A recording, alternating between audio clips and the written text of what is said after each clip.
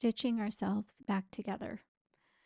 The image symbol received for the week is a sewing needle and thread stitching.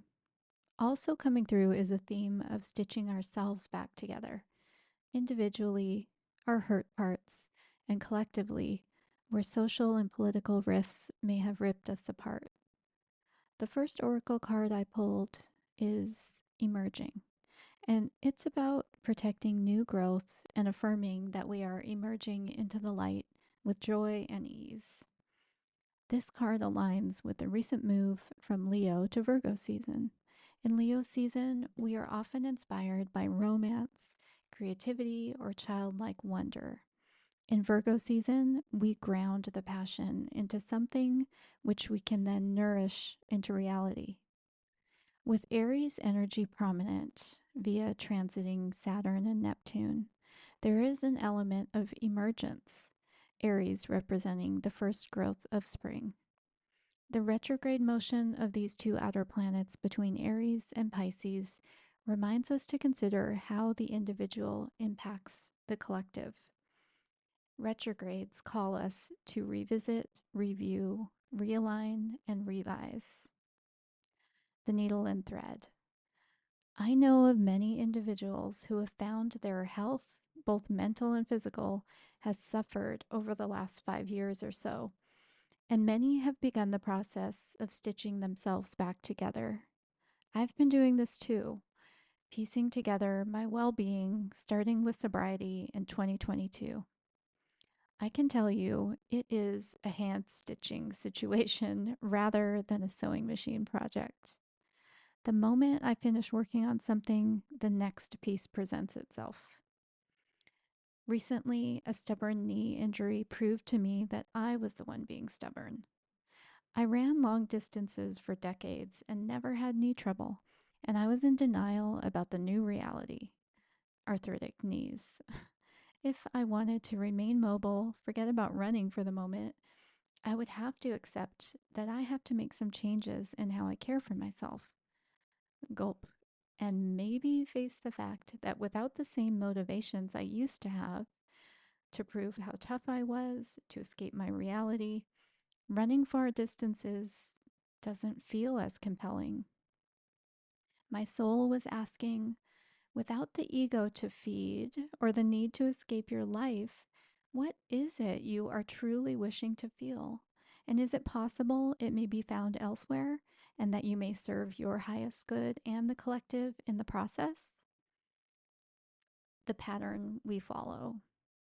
In parallel, my mom's diagnosis earlier this year of metastatic cancer recurrence brought into focus the relationship dynamics within my family of origin. My mom is 87, and my siblings and I are all in our 50s and 60s, so I shouldn't feel sad or surprised in any way at how things are playing out. And there is the trap that keeps us stuck, telling ourselves we shouldn't be feeling whatever we are feeling. So our body becomes the emissary to our conscious mind. My inflexibility around what families should be like, and further, what I shouldn't feel, was showing up in my knees as much as the used up ego identity of tough distance runner. Spirit is very efficient and often presents multiple lessons in a single experience. Thank you, I think. Laughing, crying emoji. And as soon as I reached for ChatGPT to help me formulate a rehab and maintenance plan for my knee, healing came from my inner child, not from AI or the internet, but from the spirit realm.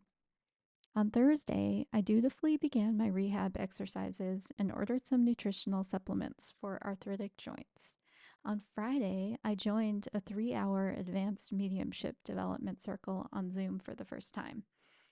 If my inner warrior was going to be deprived of running hard, then I would strive in other ways and perform challenging mediumship exercises in front of 10 other mediums and a new, to me, teacher would certainly give my inner warrior a thrill.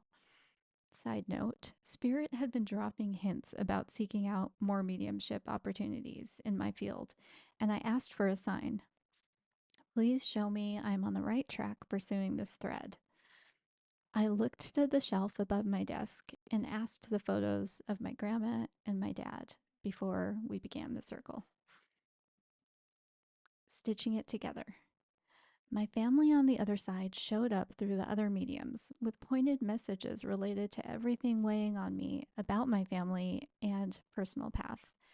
As much as I appreciated the speed with which ChatGPT offered a 6-week plan for my knee, the support of my dad, who came through 2 different mediums, my grandmother, and my brother in law went right to work reminding me: 1, don't give up. That was from dad. 2, relax about the relationship with family members. Be present in the present with others, and it doesn't have to be complicated. From grandma. And it doesn't matter how long it took you to find your path. You have done the work to find it and are taking the steps. From my brother in law. I was honored to bring through family members for other mediums, which is always healing to me, too.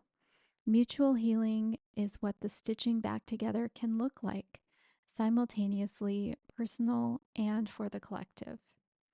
As mediums, we are well aware that nobody gets out of here alive, yet our energy continues, and that we are all connected, related or not.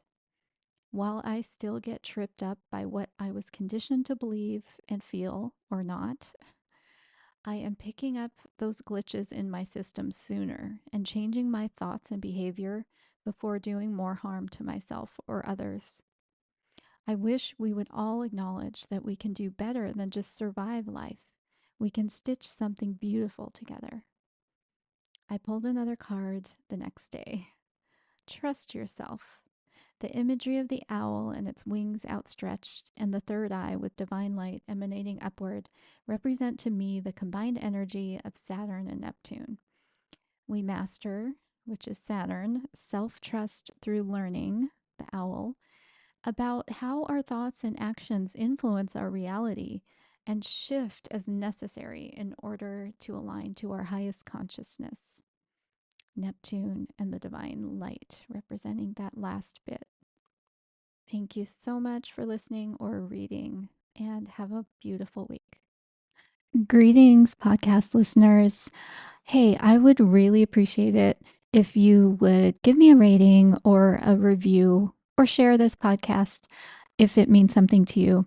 And I am also seeing clients on Zoom and on Saturdays in person in Seattle. So I would love it if you would check out my website, and just know that I have a sliding scale for whatever your financial situation is.